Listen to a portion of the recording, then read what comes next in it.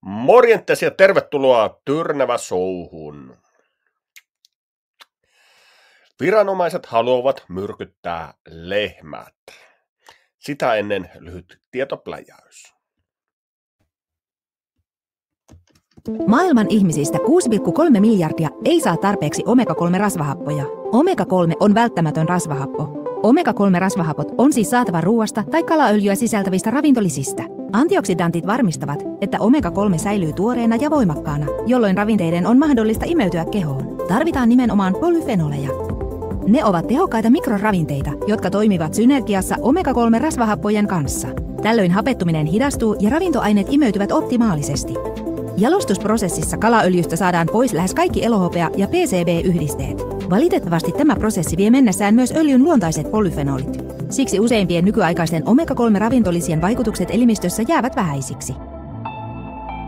Varhaisen sadon oliiveista saadut polyfenolit ovat kasviperäinen vastine meren elävissä luontaisesti esiintyville antioksidanteille. Tämä seikka usein ohitetaan kalaöljyteollisuudessa. Tätä ajatellen Balance Oil Plus -tuotteemme on aivan omaa luokkaansa. Synergistisessä koostumuksessamme polyfenolien ja omega-3-rasvahappojen voimat yhdistetään jälleen. Tämä on omega-3-ravintolisien vallankumous. Lisäravinteemme on siis lähempänä rasvaisen kalan koostumusta kuin kalaöljy. Olemme tiivistäneet tuotteisiimme todellisen luonnon voiman. Sinun tarvitsee vain kokeilla tuotettamme. Siinä kaikki. Balance-konseptimme avain on Zinzino Balance Test. Testi tehdään ennen Balance Oil Plus-tuotteemme käytön aloittamista ja uudelleen 120 päivän kuluttua. Näin näet itse, ovatko välttämättömien rasvahappojen tasot palautuneet optimaalisiksi. Ja me pystymme näin osoittamaan, että ravintolisämme todella toimivat. Terveellisemmän elämäntavan ei tarvitse perustua arvailulle. Selvitä, oletko turvallisilla vesillä vai onko aika toimia heti, jotta voit ylläpitää kehosi normaaleja fyysisiä ja henkisiä toimintoja. From the pioneers of test-based, personalized nutrition, Zinzino. Inspire change in life.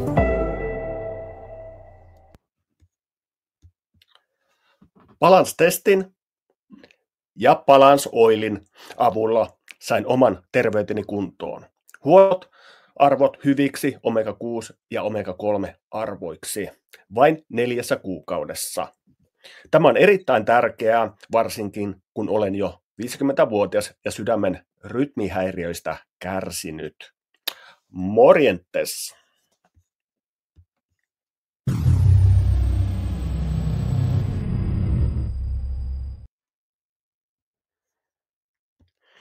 Noin. Eli esittelyssä on linkki tuohon Balance Oilin sivuille ja sitten siinä on myös sähköposti tyrnäväshow@gmail.com. Sinne voi laittaa mailin ja kysyä lisää tietoa noista. Mutta nyt sitten takaisin Povaeriin. Eilen tein yhden jakson tästä Povaerista. Tämä on todella tärkeä asia. Eli 60-luvulta lähtien lännessä ihmisiä on myrkytetty näillä kasvisrasvoilla ja prosessoiduilla ruuilla. Meillä on tämä omega-6 ja omega-3 tasapaino heittää härän pyllyä ja olemme periaatteessa kehomme jatkuvassa tulehdustilassa. Mutta nyt lehmille halutaan tehdä vielä pahempaa. Eli mennään katsoa tästä. Tämä on Juho Hirvelän postaus jälleen. Isoja Povaer-uutisia Tanskasta. Eli eilinenkin oli Juho Hirvelän postaus ja se oli myös Tanskasta. Tanskalainen maitotilallinen Huibert van Dorp kertoo huolestuttavista henkilökohtaisista kokemuksistaan Povaer-lisäaineen käytöstä. Aineen tarkoituksena on vähentää nautojen metaanipäästöjä. Eli kyseessä on aivan eri tila kuin tässä eilisessä lähetyksessä ollut tila, missä oli tämä nainen puhumassa. Hänen mukaansa se on kuitenkin vaikuttanut lehmien terveyteen aiheuttaen oireita kuten kuumetta, utaretulehdusta, väsymystä ja jopa yhden hänen lehmänsä kuoleman.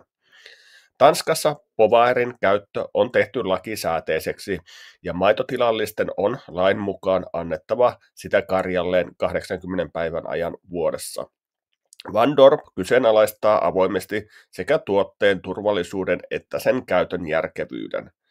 Toivon, että voimme lopettaa tämän täysin typerän asian, Huibert toteaa.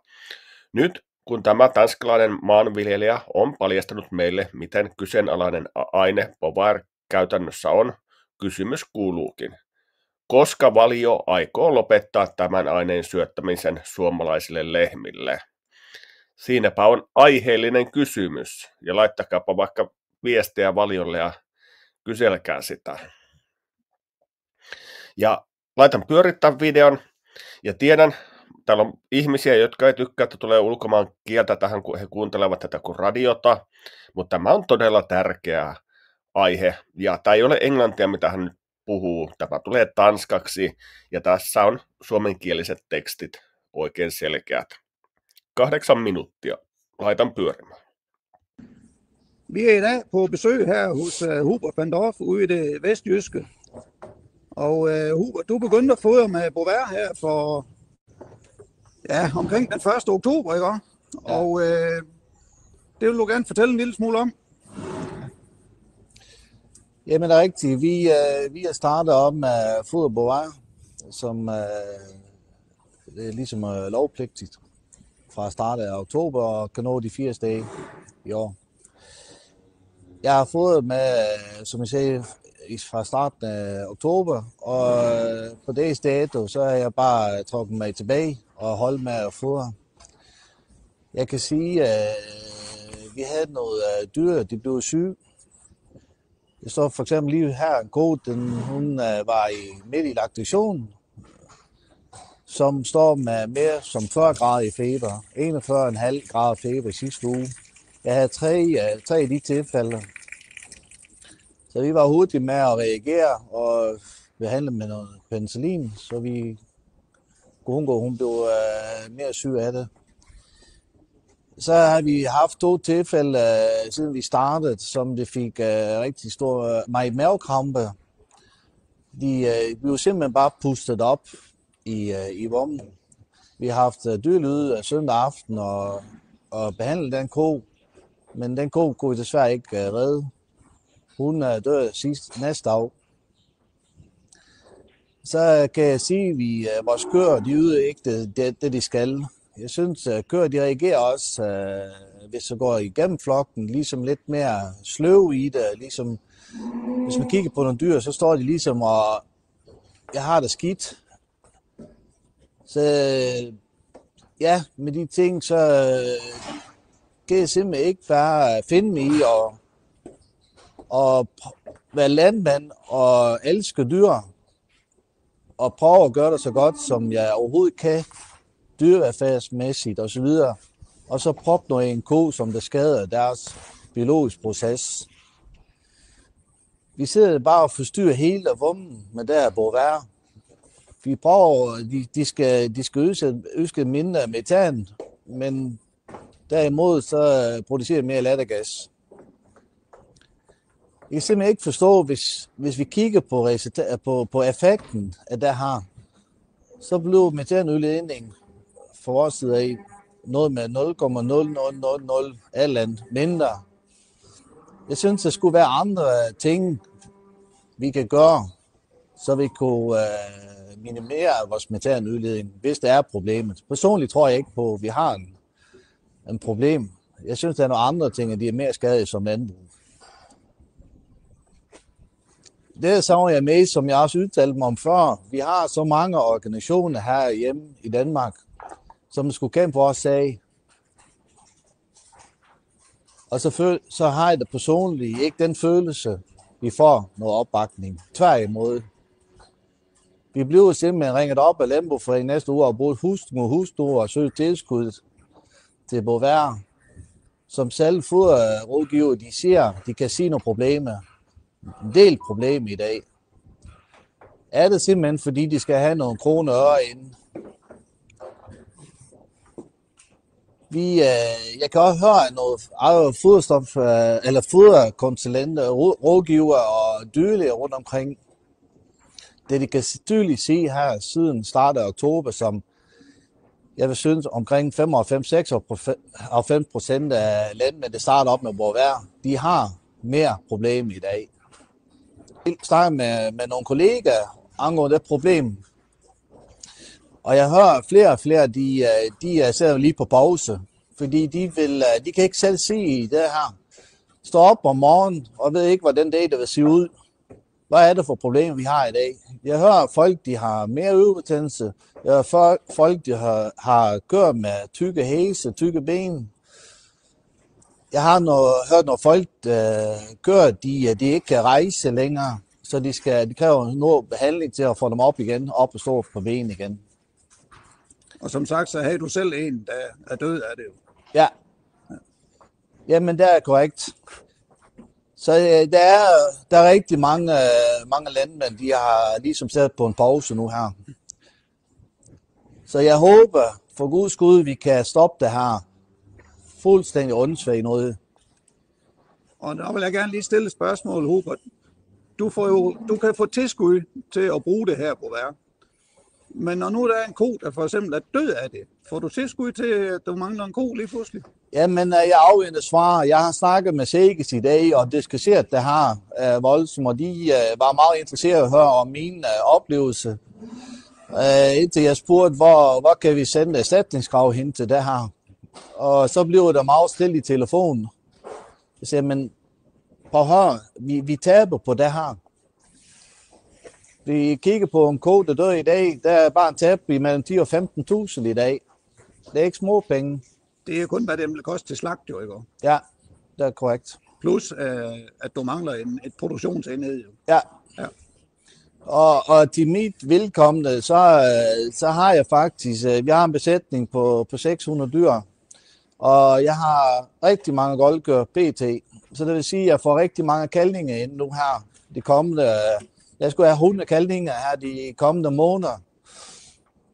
Så jeg kan godt sige, hvis jeg begynder, og jeg kan sige nu, at jeg har en ydelsefald, og hvis jeg ikke får min køer op i produktionen, så vil det så påvirke min økonomi i resten af den kos laktation.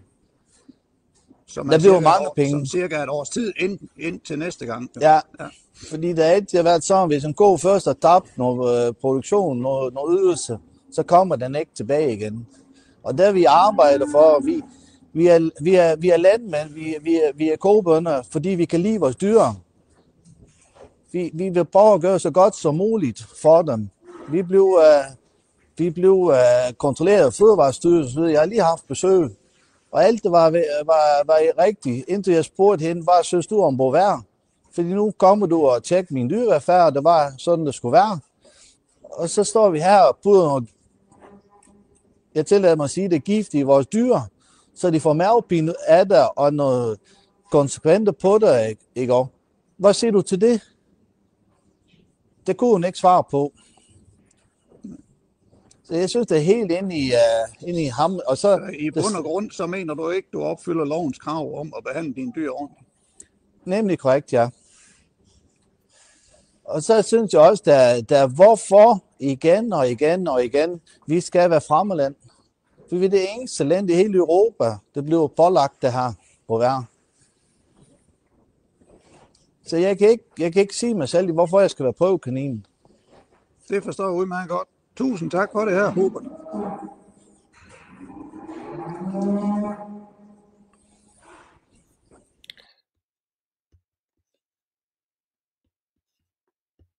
Noin, ja se oli oikein kiinnostava video.